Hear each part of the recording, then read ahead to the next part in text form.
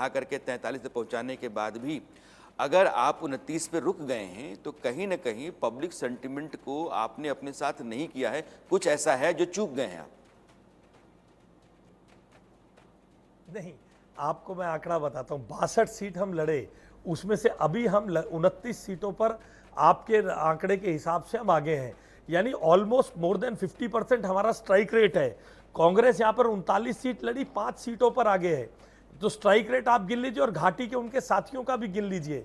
देखिए, आपने कहा एक व्यवहारिक पक्ष है और भारतीय जनता पार्टी की केंद्र सरकार ने जम्मू कश्मीर देश के साथ मिलना चाहिए, हमारी सरकार हो या ना हो, जम्मू कश्मीर का एकीकरण इस देश के साथ निर्णायक होगा। जम्मू कश्मीर देश के बाकी हिस्सों के साथ प्रोग्रेस में कदम ताल करेगा, विकास में कदम ताल करेगा। यह ज्यादा महत्वपूर्ण है। सरकार में क्या होगा क्या नहीं होगा वो तो अभी फाइनल नतीजों के बाद जब आंकड़े हमारे समक्ष आ जाएंगे तब उसकी पिक्चर, उसके संदर्भ में हम स्ट्राइक रेट पे कश्मीर का आखिरी सवाल करता हूं, फिर मैं हरियाणा पे आता हूं। आप कांग्रेस को अपने सामने ला करके स्ट्राइक रेट देख रहे हैं, आपका 50% है। नेशनल कॉन्फ्रेंस भी उसी स्टेट में चुनाव लड़ रही है, उसका 90% है। वो 52 सीटों पर चुनाव, 51 सीटों पर चुनाव लड़ने वाली पार्टी या 43 सीटों पर खड़ी है। तो लाजमी है कि उससे जब आप अपने आप को आपने सामने, और दोनों में क्या दिक्कत है, एक 370 की वापसी और दूसरा कहता है कि हम इसको लेकर के आएंगे। तो आप समझ रहे हैं कि आप बेसिक जो पॉलिटिकल आपकी फिलॉसफी है उसके खिलाफ।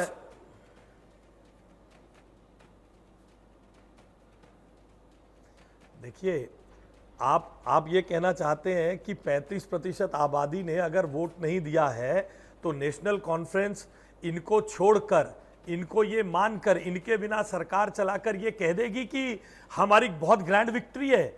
जहां एक इतने बड़ी आबादी ने, अगर ये सवाल मैं उल्टा आपसे पूछता हूं जो आप मुझसे पूछ रहे हैं, क्या इतनी बड़ी आबादी द्वारा नकारे जाने के बाद इसको किसी दल की सफलता कहेंगे? जो सवाल आप मुझसे पूछ रहे हैं। इसलिए ये तर्क को इस दृष्टि से देखना शायद गलत होगा। मैं तो आशीष ये कह रहा हूं कि घाटी में भी नेशनल कॉन्फ्रेंस की सीटों की तादाद बेहतर है। 35% आबादी ने, जहां पर लगभग नीचे सफाया है, जिसको जम्मू में आप कह रहे हैं हम ही जीते हैं, तो जहां लगभग नीचे सफाया है, वो क्या दर्शाता है? क्या इतनी बड़ी आबादी ने उसके इस थॉट को रिजेक्ट किया है या नहीं किया है? धारा 370 को लाने का, इनको हटाकर धारा 370 लाना चाहेगी क्या कांग्रेस, नेशनल कॉन्फ्रेंस? ठीक है सर, आप बिल्कुल, इसलिए इसको इतने सिंपलिस्टिक व्यू में, ठीक है, नहीं मैं तो बहुत ही आसानी से समझ रहा हूं। भारतीय जनता पार्टी की सरकार ने, आशीष भाई बहुत सीधा सा सवाल मेरा था, मेरे को अपना वाक्य पूरा कि आप राजनेता हैं तो आपको अपना तरीका रहता है कि कैसे अपनी चीजों को आप ढांक लें और उसको पीछे कर लें। 45 सीटों पर बहुमत होता है, 43 सीटों पर एक ही पार्टी खड़ी, नेशनल कॉन्फ्रेंस, फारूक अब्दुल्ला 370 का परचम लेकर के वहाँ खड़ा होने वाले आदमी। मैं चर्चा इस पर करना चाहता था, लेकिन मैं आपको हरियाणा लेकर आना चाहता हूँ, क्योंकि वो चर्चा होगी इस देश में। अब चर्चा जब कश्मीर की चर्चा होगी तो होगी। आशीष जी हमारे साथ बने हुए हैं, एक और खास मेहमान हमारे साथ जुड़ गए हैं, राकेश सिन्हा साहब हैं, बीजेपी के वरिष्ठ नेता। राकेश जी, बहुत स्वागत है आपका। पहला रिएक्शन मैं चाहूँगा दोनों, जम्मू कश्मीर और हरियाणा दोनों राज्यों के नतीजों और रुझान को लेकर। देखिए, सीधे तौर पर नरेंद्र मोदी जी के व्यक्तित्व, कर्तृत्व और उनकी नीतियों का जनता का समर्थन प्राप्त है। विपक्ष प्रोपेगेंडा के द्वारा जिस दुष्प्रचार में देश के भीतर और देश के बाहर के कुछ बुद्धिजीवी शामिल थे, और ये प्रोपेगेंडा किया जा रहा था कि भारतीय जनता पार्टी की साख और नरेंद्र मोदी जी की नीतियों का अब जनता में स्वीकारता बढ़ गई है। इसे जनता ने एक बार फिर दिखा दिया है कि प्रोपेगेंडा कभी भी वास्तविकता को विस्थापित नहीं कर सकती है।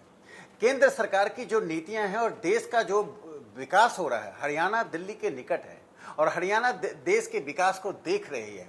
देखिए, सबसे बड़ी बात क्या है कि आर्थिक क्षेत्र में, राजनीतिक क्षेत्र में और विदेश नीति के क्षेत्र में नरेंद्र मोदी जी ने जो देश को एक मजबूत जमीन दी है, इसका प्रभाव जनता पर है। स्थानीयता का मुद्दा, जो सबसे बड़ी बात है कि एंटी एस्टेब्लिशमेंट 10 साल के शासन में भारतीय जनता पार्टी का शासन था, और स्वाभाविक है कि लंबे शासन में एक व्यवस्था विरोधी सेंटिमेंट पैदा होता है। आज केंद्र सरकार की नीतियों, केंद्र सरकार के कार्यक्रमों और हरियाणा में जो लोगों के वेलफेयर का काम किया गया, कल्याण का काम किया गया, तीनों ने मिलकर आज यह साबित कर दिया है कि जब राष्ट्रीय स्तर पर देश सही दिशा में चलती है तो प्रदेश के लोग कुछ स्वार्थ से ऊपर उठकर, जाति एवं संप्रदाय के भेदभाव से ऊपर उठकर राष्ट्रीय नेतृत्व का समर्थन करते हैं।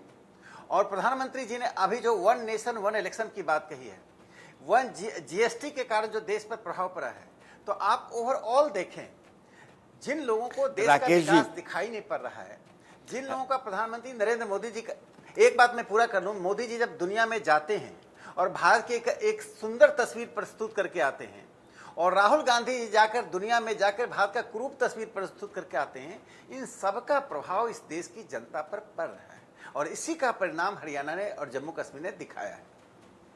राकेश जी, राणा यशवंत बोल रहा हूँ। आपने जो कहा मुझे लगता है कि ठीक है, लेकिन जब आप एक राष्ट्रीय